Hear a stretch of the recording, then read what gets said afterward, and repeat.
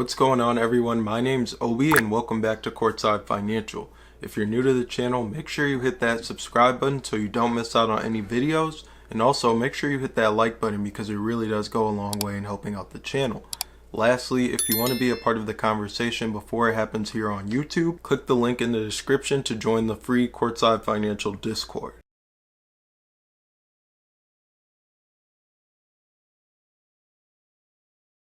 New promo going on now from February 2nd to March 31st. When you open up your new brokerage account, you'll receive one free stock valued anywhere from $2.50 to $250. And when you make that initial deposit of $100 or more, you'll receive another free stock, and this free stock will be valued anywhere from $8 to $1,600. Lastly, cryptocurrency is now available on WeBull, so you can trade cryptocurrency on the platform with zero commission. Today we're going to be talking about UXIN. It's currently 6:35 p.m. Eastern Time here in Michigan, and the stock is trading at $1.48, and it's down 1.33% in the after hours, but it's up 6.38% for the day.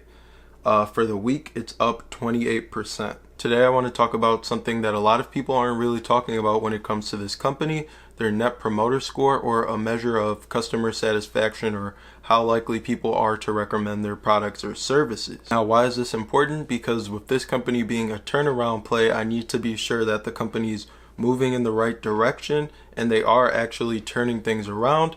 I actually invested in this stock when the company was facing a lot of financial pressures, and so while things aren't really looking good on paper right now, I like to buy some companies when there's blood in the streets, because obviously there can be a lot of upside to companies like that if they do pull through, turn things around, and succeed. So just as a reminder, in their most recent earnings report, they lost $38.1 million. That was net loss, and then on top of that, the company only had $32.3 million in cash on their balance sheet.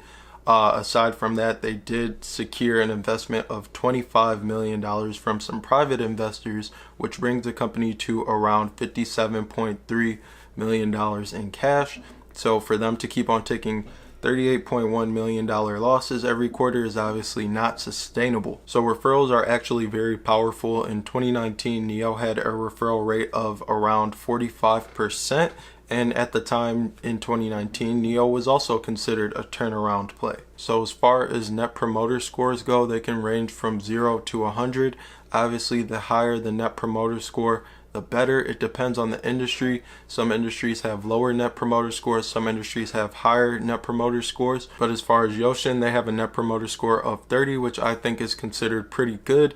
That is a 20-point increase from their net promoter score in the quarter prior, when UXIN's net promoter score was at 10. I think that net promoter score climbs even more when we see the report that's released for the last 3 months of 2020. I have this belief because UXIN was making a lot of changes in their business, and one of those really big changes is that they switched from an inventory owning model instead of just sourcing cars from third-party dealers. The CEO, Dai Kun, said, "This shift will give the company more control over order flow and supply chain management, which will further strengthen their ability to maximize customer value, offering quality value for money alongside the best-in-class purchasing services." So for the last few months of 2020, UXIN began rejecting less and less cars, and I think that this actually had something to do with that. For example, in November, they rejected 44,316 cars into their inventory.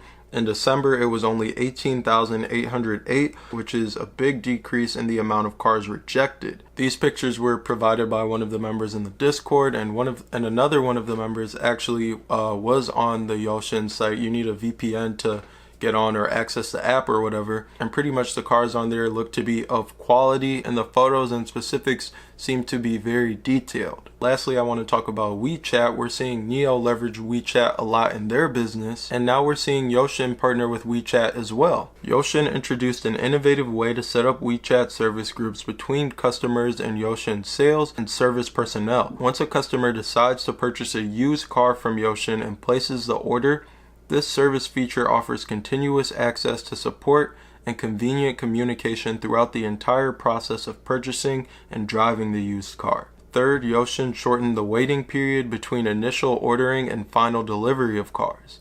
The company optimized their entire fulfillment process, including execution of more timely title transfers once customers have placed orders. They describe the use of WeChat in their business so far from a service perspective, but I think that it actually could be so much more than that.